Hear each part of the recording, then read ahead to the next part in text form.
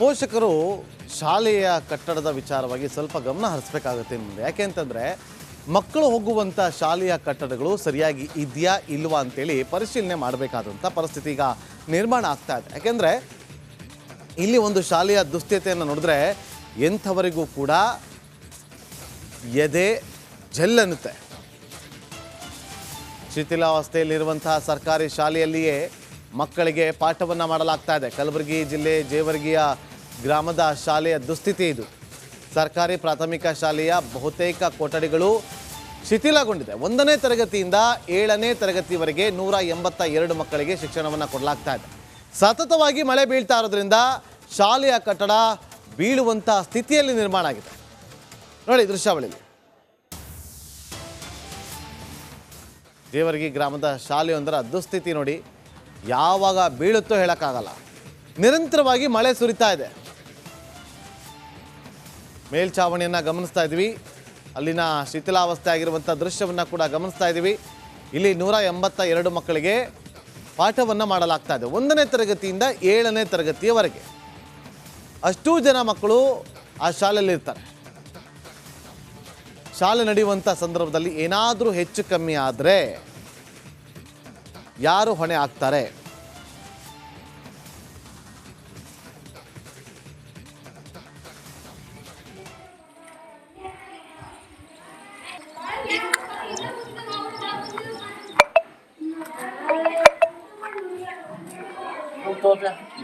ಅದು ಅಂತೋ ಮೂಲಿ ಛಾವಣಿ ಮೇನ್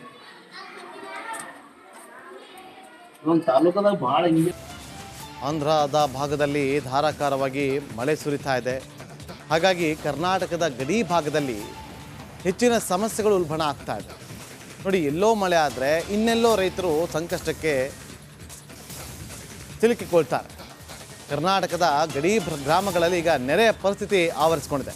ಸಾವಿರಾರು ಎಕರೆಯಲ್ಲಿ ಬೆಳೆದಂಥ ಬೆಳೆ ನೀರು ಪಾಲಾಗಿದೆ. ಬಳ್ಳಾರಿ ತಾಲೂಕಿನ ತಮ್ರಳ್ಳಿ, ಜಾಲಿಹಾಳ್, ನಾಗಿನಹಳ್ಳಿ, ಗೋನಾಳ ಗ್ರಾಮ ಸೇರಿ ವಿವಿಧ ಗಡಿ ಗ್ರಾಮಗಳಲ್ಲಿ ನೆರೆ ಬಂದಿದೆ. ಆಂಧ್ರದಲ್ಲಿ ಸುರಿತಾ ಇರುವಂಥ ಮಳೆಗೆ ರಾಜ್ಯದ ರೈತ ಕಂಗಾಲಾಗಿದ್ದಾನೆ. ದೃಶ್ಯಾವಳಿಯಲ್ಲಿ ಗಮನಿಸ್ತಾ ಇದ್ದೀವಿ ನೋಡಿ. ಇಲ್ಲಿ ಯಾವ ರೀತಿಯಾಗಿ ರಸ್ತೆಯನ್ನು ದಾಟುವಂಥ ಸ್ಥಿತಿ ನಿರ್ಮಾಣ ಆಗಿದೆ.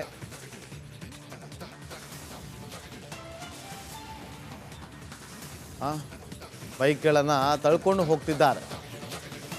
ಇವತ್ತು ಸಾಕಷ್ಟು ಎಕರೆಯಲ್ಲಿ ಬೆಳೆದಂಥ ಒಂದು ಬೆಳೆಗಳೆಲ್ಲವೂ ಕೂಡ ಸಂಪೂರ್ಣವಾಗಿ ನಾಶ ಆಗಿದೆ.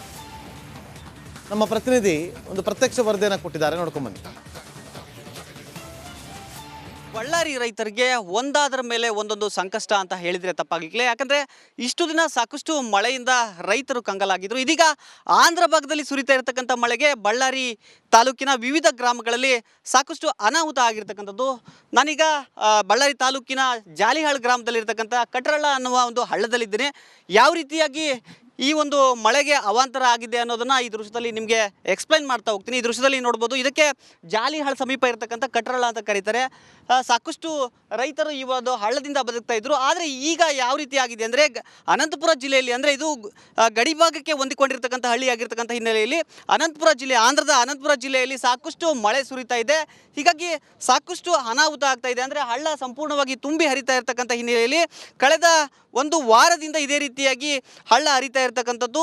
ಈಗ ಒಂದಷ್ಟು ನೀರಿನ ಮಟ್ಟ ಕಡಿಮೆ ಆದರೂ ಕೂಡ ಭತ್ತದ ಗದ್ದೆಗಳು ಸಂಪೂರ್ಣವಾಗಿ ಮುಳುಗಿ ಹೋಗಿರ್ತಕ್ಕಂಥದ್ದು ಈ ದೃಶ್ಯದಲ್ಲಿ ನೀವು ನೋಡ್ಬೋದು. ಯಾಕಂದರೆ ಸುಮಾರು 2 ರಿಂದ 3 ಅಡಿಯಷ್ಟು ಮಣ್ಣು ಈ ಹಳ್ಳದಲ್ಲಿ ಕೊಚ್ಕೊಂಡೋಗಿದೆ. ಭತ್ತದ ಗದ್ದೆಗಳು ಕೂಡ ಸಂಪೂರ್ಣವಾಗಿ ಕೊಚ್ಕೊಂಡು ಹೋಗಿರ್ತಕ್ಕಂಥ ದೃಶ್ಯವನ್ನು ನೋಡಿದರೆ ನಿಜಕ್ಕೂ ರೈತರ ಬದುಕು ಯಾವ ರೀತಿ ಆಗಿದೆ ಅನ್ನೋದು ಗೊತ್ತಾಗುತ್ತೆ. ನೋಡ್ರಿ, ಸಂಪೂರ್ಣವಾಗಿ ಏನು ಹಳ್ಳದ ಸೇತುವೆ ಕೂಡ ಜಲಾವೃತವಾಗಿ ಮುಳುಗಡೆಯಾಗಿರ್ತಕ್ಕಂಥದ್ದು. ಇದು ಕೇವಲ ಈಗ ಮಳೆ ಕಡಿಮೆ ಆದರೂ ಕೂಡ ಈ ಮಟ್ಟದಲ್ಲಿ ಇರ್ತಕ್ಕಂಥದ್ದು. ಅಂದರೆ ಆಂಧ್ರದ ಅನಂತಪುರ ಜಿಲ್ಲೆಯಲ್ಲಿ ಸುರಿತಾ ಇರತಕ್ಕಂಥ ಮಳೆಗೆ ಈ ರೀತಿಯಾದ ಅನಾಹುತ ಆಗಿದೆ. ಈಗಲಾದರೂ ಅಧಿಕಾರಿಗಳು ಮಾಡಬೇಕಾಗಿರ್ತಕ್ಕಂಥದ್ದು. ಕ್ಯಾಮ್ರಾ ಪರ್ಸನ್ ಸಿದ್ದು ಜೊತೆ ರೇಣುಕಾರಾಧ್ಯ, ರಿಪಬ್ಲಿಕ್ ಕನ್ನಡ, ಬಳ್ಳಾರಿ.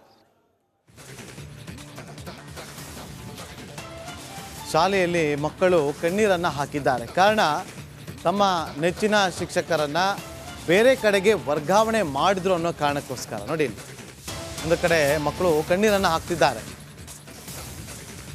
ಶಿಕ್ಷಕರನ್ನು ಟ್ರಾನ್ಸ್ಫರ್ ಮಾಡಿದ್ದಕ್ಕೆ ಶಾಲಾ ಮಕ್ಕಳು ಕಣ್ಣೀರನ್ನು ಹಾಕಿರುವಂಥ ಘಟನೆ ಆಗಿದೆ. ಬಿಕ್ಕಿ ಬಿಕ್ಕಿ ಹತ್ತಿರುವಂಥ ಮಕ್ಕಳು. ಹೃದಯ ಸ್ಪರ್ಶಿ ಕಾರ್ಯಕ್ರಮಕ್ಕೆ ಸಾಕ್ಷಿಯಾದಂಥ ತೋಟದ ಶಾಲೆ. ಬೆಳಗಾವಿ ಜಿಲ್ಲೆ ರಾಯಭಾಗ ತಾಲೂಕಿನ ಅಲಕನೂರು ಗ್ರಾಮ. ಶೋಭಾ ವಾಲೇಕರ್ ಹಾಗೂ ಬಸವರಾಜ್ ಅನ್ನೋರನ್ನು ವರ್ಗಾವಣೆ ಮಾಡಿದರು. ಇದಕ್ಕಾಗಿ ಮಕ್ಕಳು ಕಣ್ಣೀರನ್ನು ಹಾಕಿದ್ದಾರೆ. ಶಾಲೆಯಲ್ಲಿ 10 ವರ್ಷಗಳಿಂದ ಕಾರ್ಯವನ್ನು ನಿರ್ವಹಿಸ್ತಾ ಇದ್ದಂಥ ಶಿಕ್ಷಕರು. ಈಗ ನಮ್ಮ ಈ ಸರ್ಕಾರ ಸಮಾರಂಭಕ್ಕೆ ಮಾಡಬೇಕು. ನಾವು ಎಷ್ಟು ಭರವಸೆಯನ್ನು ನಿಮಗೆ ಕೊಡಕ್ಕೆ ಇಷ್ಟಪಡ್ತೀವಿ. ಭಗವಾನ್ ಸರ್ ಅವರು ಇಲ್ಲೇ ಪಕ್ಕದ ಶಾಲೆ ಒಳಗೆ ಸ್ವಲ್ಪ ಸರ್ ನೀವು ಸ್ವಲ್ಪ ಸರ್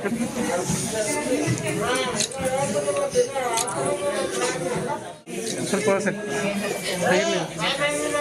ನೀವು ಸ್ವಲ್ಪ ಸರ್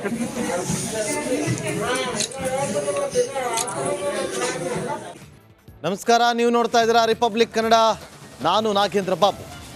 ಈ ಕ್ಷಣದ ಒಂದು ಬಿಗ್ ಬ್ರೇಕಿಂಗ್ ಬರ್ತಾ ಇದೆ. ಇವತ್ತು ಸರ್ಕಾರದಲ್ಲಿ ಅಭಿವೃದ್ಧಿಗೆ ಹಣ ಇಲ್ಲ, ಗ್ಯಾರಂಟಿಯನ್ನು ಸರಿದೂಗಿಸೋದಕ್ಕೆ ಹಣವಿಲ್ಲ ಅನ್ನುವ ಚರ್ಚೆಗಳು ನಡೀತಾ ಇದೆ. ಇದರ ನಡುವೆ ಪಂಚ ಗ್ಯಾರಂಟಿಯ ವಿಚಾರವಾಗಿ ಹಣ ಹೊಂದಿಸೋದಕ್ಕೆ ಪರದಾಟ ನಡೀತಾ ಇದೆಯಲ್ಲ, ಅದರ ಜೊತೆಗೆ ಅನ್ನಭಾಗ್ಯ ಯೋಜನೆಯ DBT ಹಣವೂ ಕೂಡ ಬರ್ತಾ ಇಲ್ಲ.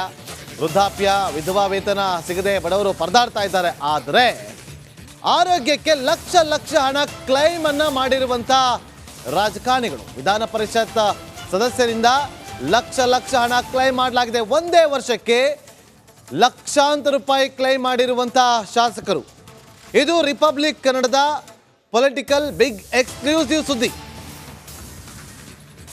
ಪ್ರಶ್ನೆ ಉದ್ಭವ ಆಗ್ತಿರೋದೇನು ಗೊತ್ತಾ, ಇಷ್ಟೊಂದು ಅನಾರೋಗ್ಯನ ಅಂತೇಳಿ. ಯಾಕೆಂತಂದರೆ ಇವತ್ತು ನೋಡಿ, ವೃದ್ಧಾಪ್ಯಗೆ ದುಡ್ಡಿಲ್ಲ, ವಿಧವಾ ವೇತನ ಬರ್ತಾ ಇಲ್ಲ, ಅದು ಸಿಗದೆ ಬಡವರು ಇವತ್ತು ಪರದಾಡ್ತಿದ್ದಾರೆ. ಮತ್ತೊಂದು ಕಡೆ ವಿಧಾನ ಪರಿಷತ್ ಸದಸ್ಯರು ಅನಾರೋಗ್ಯದ ವಿಚಾರವಾಗಿ ಲಕ್ಷ ಲಕ್ಷ ಹಣವನ್ನು ಕ್ಲೈಮ್ ಮಾಡಿಕೊಂಡಿದ್ದಾರೆ. ಯಾರ್ಯಾರು ಎಷ್ಟೆಷ್ಟು ಕ್ಲೈಮ್ ಮಾಡಿದ್ದಾರೆ ಎನ್ನುವ ಡೀಟೇಲ್ ರಿಪಬ್ಲಿಕ್ ಕನ್ನಡದ ಬಳಿ ಇದೆ. ಇದು ರಿಪಬ್ಲಿಕ್ ಕನ್ನಡದ ಪೊಲಿಟಿಕಲ್ ಬಿಗ್ ಎಕ್ಸ್ಕ್ಲೂಸಿವ್ ಸ್ಟೋರಿ. ನೋಡಿ ಯಾರ್ಯಾರು ಅಂತೇಳಿ ದೃಶ್ಯಾವಳಿಯಲ್ಲಿ ಗಮನಿಸ್ತಾ ಇದ್ರಿ. MLC ಭಾರತಿ ಶೆಟ್ಟಿಯವರು 48,70,424 ರೂಪಾಯಿ ಕ್ಲೈಮ್ ಮಾಡಿದ್ದಾರಂತೆ.